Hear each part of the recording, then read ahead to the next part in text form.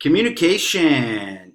And boy, has this area changed. The electronic exchange of information really has come a long way in our ability to communicate through that.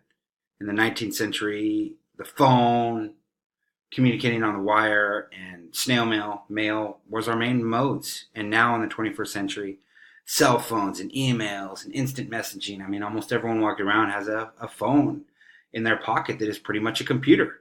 And that has created a world that is connected. We are all connected, and almost anyone can be connected to anyone else in the world if they want to.